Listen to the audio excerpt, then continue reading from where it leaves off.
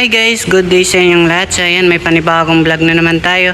At meron tayo dito guys na mga bagong unit. Ayan, kagaya ng expander ng kulay pula na yan guys. Bagong dating lang guys. Okay? So ayan, sisimul tayo dito sa ating Toyota GL Grandia. So ayan, para sa naghahanap ng karamihan dyan, Toyota GL Grandia. So meron tayo dito guys na 2017. Ayan, automatic transmission na siya. Ayan, diesel engine. Okay? Ayan. Ang kanyang detalye guys, ayan, Friday ang kanyang coding. Ayan, ending 9. Toyota GL Grandia, ending 9 siya guys.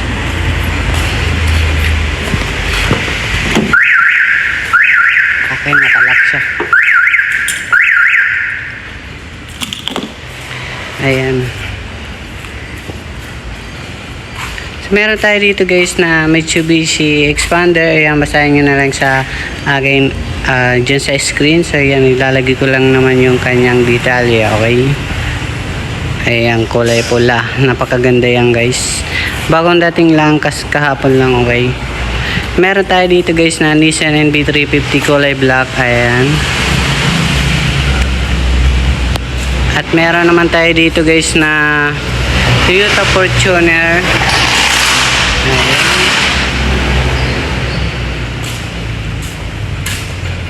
Napakaingay. Meron tayo dito ng silver na Nissan NV350 guys. Okay. Dito guys, may bago kami ditong Nissan NV350 kulay puti. Yan, abangan nyo na lang sa next vlog natin. Walang detalye. Ayan, Tourer, sold na. Meron kami ditong Nissan NV350 premium guys. Ayan, okay. Silver. Hyundai Tucson automatic guys. Ayan, 2018 diesel na siya. L300 guys, para sa naghanap ng L300 2017 Deluxe. Ayan, okay. So alam ko 450. Meron tayo dito guys na Nissan NV350 kulay gray. Ayan. Tapos meron tayo ditong mababang budget nyo sa murang halaga 400,000, 2011 Nissan NV350. Dito guys, may pick up Hilux tayong 4x4. Kaya manual lang siya, 2017. Okay, so may mga bumper na siya, upgraded na siya, at may takip pa sa likod. Okay, ayan, sold na po yan. Meron tayo ditong ano guys, Isuzu D-Max dyan, Flexi Cube. Okay, CFB ang body rin niya. So dito naman tayo guys sa may kabila na ano. Ayan, sold na tong anong na to, Tourer. Ayan, sold na rin to guys. Hey.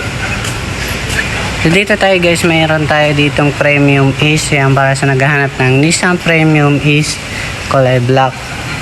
At meron tayo dito guys na Nissan, Mitsubishi Strada guys. Ayan, automatic na siya, 4x2. Ayan, maganda pa siya guys.